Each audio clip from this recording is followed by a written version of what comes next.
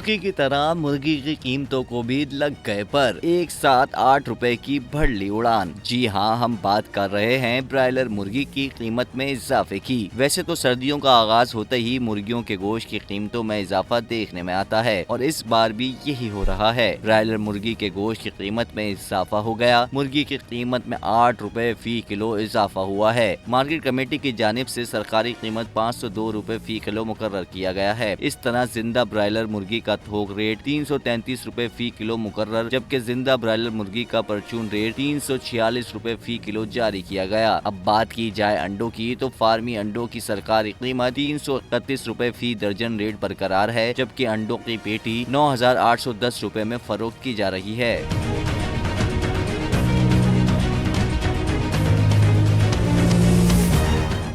Subscribe करें और bell दबाएं ताकि कोई खबर रह न जाए।